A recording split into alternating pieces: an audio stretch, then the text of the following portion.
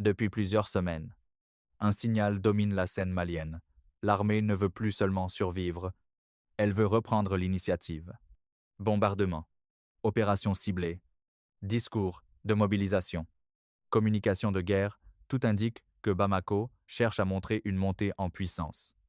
Mais ce mouvement ne peut pas être lu comme une simple annonce militaire.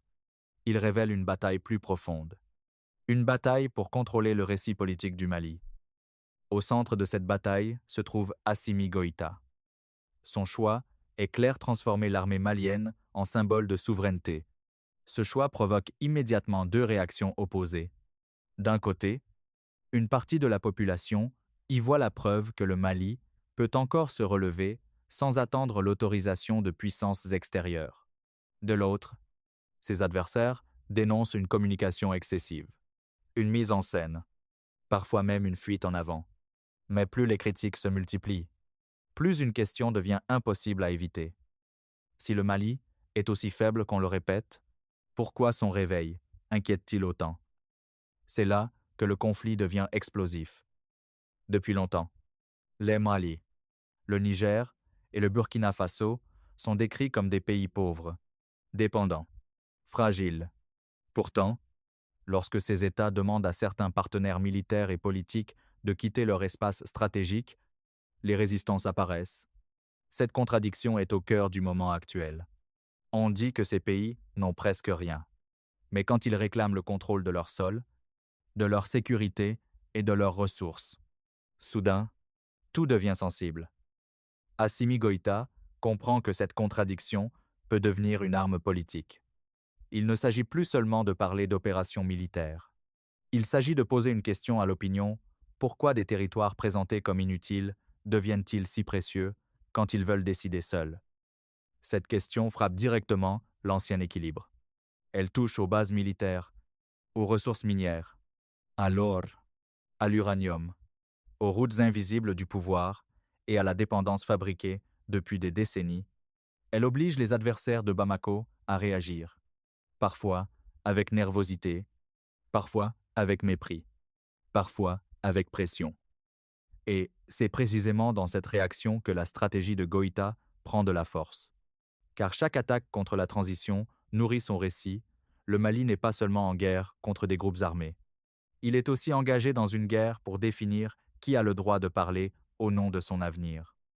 La suite montre pourquoi cette bataille du récit est devenue une bataille de pouvoir.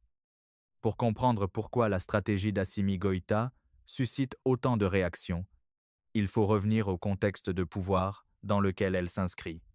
La crise actuelle ne commence pas avec les dernières opérations militaires. Elle est le résultat d'un long processus au cours duquel une partie croissante de la population malienne a commencé à remettre en question les équilibres qui dominaient la région depuis plusieurs décennies. Pendant des années, le Mali a vécu sous la pression de plusieurs crises simultanées. L'insécurité progressait dans différentes régions. Les attaques armées se multipliaient. Les institutions perdaient progressivement la confiance d'une partie des citoyens. Dans le même temps, de nombreux partenaires étrangers affirmaient agir pour la stabilité du pays. Pourtant, malgré les ressources mobilisées et les promesses répétées, une question revenait sans cesse. Pourquoi la situation semblait-elle s'améliorer si lentement? Cette interrogation a créé un terrain favorable à l'émergence d'un nouveau discours politique. Un discours fondé sur la souveraineté, le contrôle national des décisions stratégiques et la nécessité de réduire certaines dépendances extérieures. Lorsque Assimi Goïta apparaît au centre de la transition, il comprend rapidement que le débat ne porte pas seulement sur la sécurité, il porte aussi sur la légitimité. Qui décide réellement de l'avenir du Mali? Cette question devient le cœur de son positionnement politique. Au lieu de présenter la transition comme une simple période technique destinée à gérer une crise, il cherche à lui donner une dimension historique. Dans ce récit, le Mali ne doit plus être un acteur passif recevant des solutions venues de l'extérieur. Il doit redevenir un acteur capable de définir lui-même ses priorités, ses alliances et ses objectifs. Cette approche rencontre un écho important dans une partie de l'opinion publique. Beaucoup de citoyens voient dans ce discours une rupture avec des années de frustration. Ils considèrent que les sacrifices imposés au pays n'ont pas toujours produit les résultats attendus. Ils veulent des changements visibles et rapides. Mais ce soutien crée aussi des inquiétudes. Pour les adversaires de la transition, la popularité croissante du discours souverainiste risque de modifier profondément les rapports de force traditionnels. Plus Goïta parle d'indépendance stratégique, plus il remet en cause des mécanismes installés depuis longtemps. Chaque décision devient alors un message politique. Chaque partenariat est interprété comme un choix de camp. La situation prend encore plus d'ampleur lorsque le Mali se rapproche d'autres États partageant des préoccupations similaires. Le Burkina Faso et le Niger suivent des trajectoires qui présentent plusieurs points communs. Peu à peu, l'idée d'un destin politique lié entre ces pays commence à gagner du terrain. Ce phénomène dépasse largement les frontières nationales. Pour certains observateurs, il représente la naissance d'un nouvel espace politique régional. Pour d'autres, il constitue un risque susceptible de bouleverser des équilibres géopolitiques établis depuis des années. Dans les deux cas, une réalité s'impose. Les décisions prises à Bamako ne concernent plus seulement le Mali. Assimi Goïta semble parfaitement conscient de cette évolution. C'est pourquoi sa communication insiste régulièrement sur les notions de dignité, de responsabilité et de maîtrise du destin national. Derrière ces mots se cache une stratégie précise. Il ne cherche pas uniquement à gouverner le présent.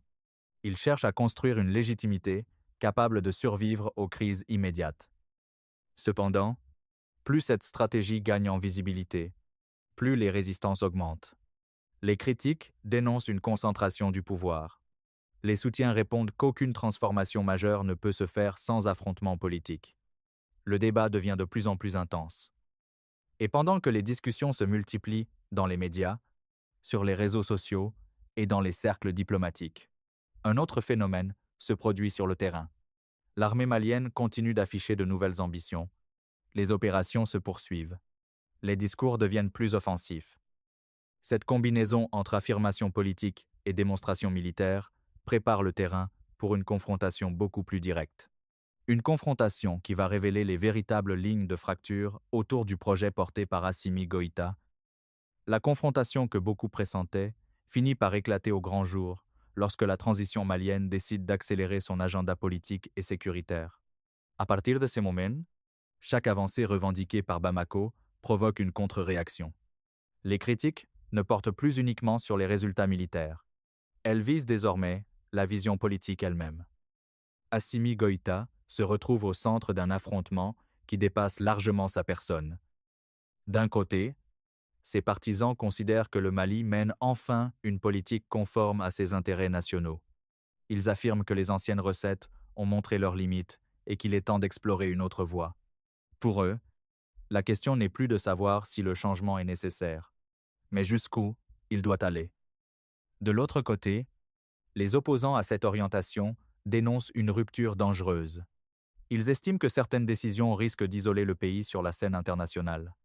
Ils mettent en garde contre les conséquences économiques, diplomatiques et sécuritaires d'une stratégie trop agressive. Mais plus le débat s'intensifie, plus un élément devient visible, le véritable conflit concerne le contrôle du récit. Qui a le droit d'expliquer la situation du Mali? Les autorités affirment que le pays est engagé dans une reconquête de sa souveraineté. Les critiques répondent que cette souveraineté risque d'avoir un coût élevé. Chaque camp tente alors de convaincre l'opinion publique que sa lecture des événements est la bonne. Dans ce contexte, les déclarations d'Assimi Goïta prennent une importance particulière. Lorsqu'il évoque la nécessité de prendre le destin national en main, il ne parle pas seulement de politique intérieure. Il envoie également un message aux partenaires étrangers. Ce message est simple, les décisions majeures concernant le Mali doivent être prises à Bamako et non ailleurs. Cette position rencontre un écho important dans une région où beaucoup de citoyens partagent un sentiment de frustration face aux promesses non tenues du passé. C'est précisément ce qui inquiète certains acteurs. Car si cette logique gagne du terrain, elle pourrait inspirer d'autres mouvements similaires. Les tensions augmentent encore lorsque les questions économiques entrent dans le débat. L'eau, les ressources naturelles, les infrastructures et les partenariats stratégiques deviennent des sujets centraux. De nombreux citoyens se demande pourquoi des territoires riches en ressources continuent à faire face à autant de difficultés. Cette interrogation nourrit un discours de plus en plus puissant. Selon les soutiens de la transition, le problème n'est pas uniquement la pauvreté. Le problème est la manière dont certaines richesses ont été exploitées pendant des décennies sans produire les bénéfices attendus pour les populations locales. À partir de là, le conflit change de dimension. Il ne s'agit plus simplement d'une discussion sur la sécurité ou la diplomatie. Il s'agit d'un affrontement entre deux visions de l'avenir. Une vision qui privilégie la continuité de certains équilibres existants et une autre qui cherche à les remettre en cause. Assimi Goïta comprend alors que chaque décision future sera observée comme un test. Soit il parvient à transformer ses discours en résultats concrets. Soit ses adversaires utiliseront chaque difficulté pour fragiliser sa crédibilité. La bataille devient donc plus stratégique que jamais. Et c'est précisément dans cette phase que commencent à apparaître les mécanismes les plus importants de son projet politique. À première vue, la stratégie d'Assimi Goïta semble simple. Renforcer l'armée, défendre la souveraineté, réduire les dépendances extérieures. Pourtant, lorsqu'on observe les événements avec davantage de recul, on découvre une mécanique politique beaucoup plus sophistiquée. Derrière chaque déclaration publique, derrière chaque décision symbolique, se cache une tentative de redéfinir les rapports de force entre l'État malien, la population et les acteurs extérieurs. La première dimension de cette stratégie est psychologique. Depuis plusieurs années, une partie importante du débat public africain repose sur une idée répétée sans cesse. Certains pays seraient condamnés à rester dépendants pour garantir leur sécurité et leur développement. Assimi Goïta cherche précisément à attaquer cette idée à la racine. Son objectif n'est pas uniquement d'obtenir des résultats militaires. Il veut convaincre les Maliens que la dépendance n'est pas une fatalité. C'est pourquoi la communication joue un rôle aussi important dans son action. Beaucoup d'observateurs analysent les discours officiels uniquement sous l'angle de la propagande. Mais cette lecture est incomplète. Dans toute période de transformation politique, la bataille des perceptions est essentielle. Un gouvernement qui prétend restaurer la souveraineté doit d'abord convaincre sa propre population que cette souveraineté est possible. Chaque message sur la montée en puissance de l'armée répond à cette logique. Lorsqu'un responsable politique affirme que son pays progresse malgré les difficultés, il cherche évidemment à rassurer, mais il cherche également à créer une dynamique collective. Plus les citoyens croient à la possibilité du changement, plus ils sont prêts à accepter les sacrifices qui accompagnent ce changement. La deuxième dimension de la stratégie concerne la légitimité. Assimi Goïta sait que sa crédibilité ne peut pas reposer uniquement sur les institutions traditionnelles. Elle doit s'appuyer sur une relation directe avec l'opinion publique. C'est pour cette raison que les thèmes de la dignité nationale, de la responsabilité historique et de l'indépendance décisionnelle occupent une place centrale dans son discours. Cette approche présente un avantage majeur. Elle transforme chaque critique extérieure en opportunité politique intérieure. Lorsqu'une pression diplomatique apparaît, ses partisans peuvent l'interpréter comme une preuve que le Mali dérange certains intérêts établis. Plus les attaques sont visibles, plus elles peuvent renforcer le récit de résistance porté par la transition. Mais cette méthode comporte également des risques. Si les résultats promis tardent à arriver, les attentes créées par le discours souverainiste peuvent se retourner contre ceux qui l'ont porté. Plus l'espoir est élevé, plus la déception potentielle peut être forte. Goïta joue donc une partie délicate. Il doit maintenir la confiance tout en produisant des résultats tangibles. La troisième dimension est géopolitique. Le dirigeant malien comprend que son pays ne peut pas transformer seul les équilibres régionaux. C'est pourquoi le rapprochement avec d'autres États partageant des préoccupations similaires occupe une place importante dans sa vision.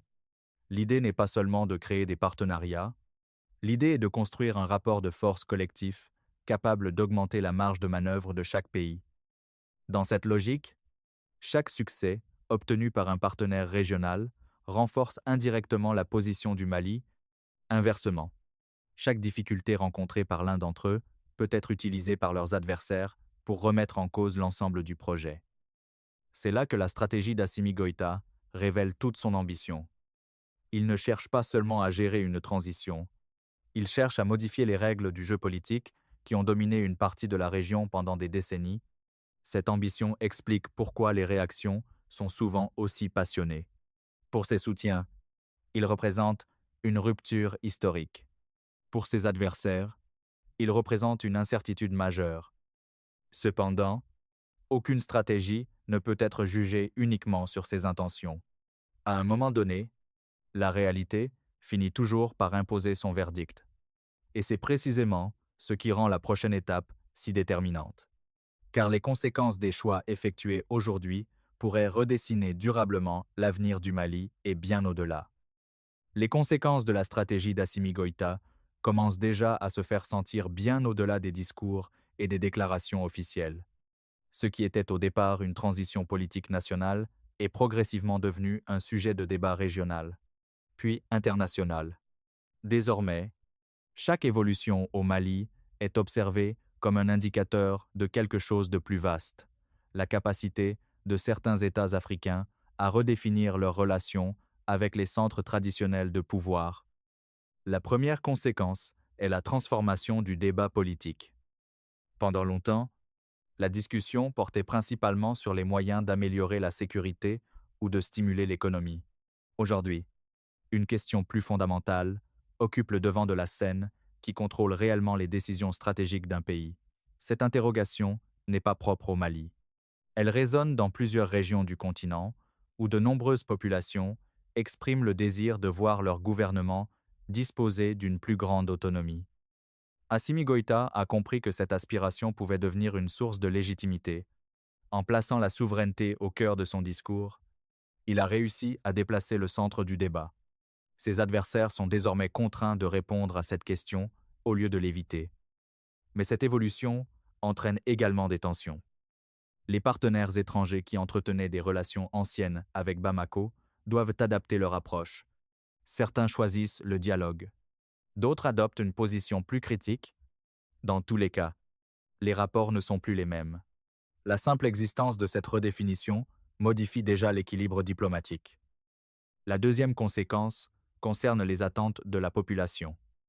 Plus le discours souverainiste gagne en popularité, plus les citoyens espèrent des changements concrets. Ils attendent une amélioration de la sécurité. Ils attendent davantage d'opportunités économiques. Ils attendent que les ressources nationales profitent davantage au pays. Ces attentes représentent à la fois une force et un défi. Une force, parce qu'elles témoignent d'un engagement populaire réel. Un défi, parce qu'aucun gouvernement ne peut durablement s'appuyer uniquement sur des symboles. Les résultats finissent toujours par devenir le critère principal de jugement. Les soutiens les plus enthousiastes d'aujourd'hui pourraient devenir les critiques les plus sévères demain si les progrès ne répondent pas à leurs espérances. Une autre conséquence apparaît au niveau régional. Le Mali, le Burkina Faso et le Niger sont de plus en plus perçus comme des acteurs liés par des préoccupations communes. Cette proximité crée de nouvelles opportunités de coopération. Mais elle attire aussi une attention croissante.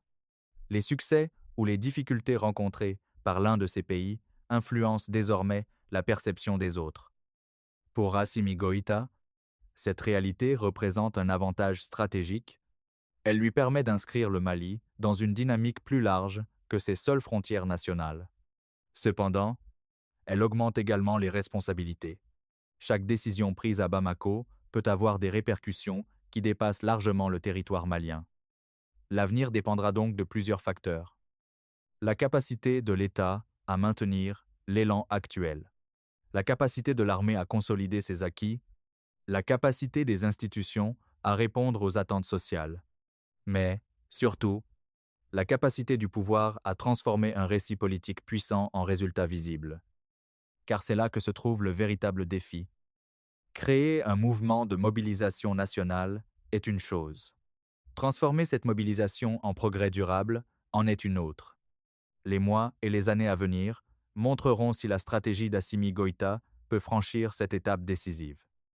Et c'est précisément cette incertitude qui rend la situation actuelle aussi importante.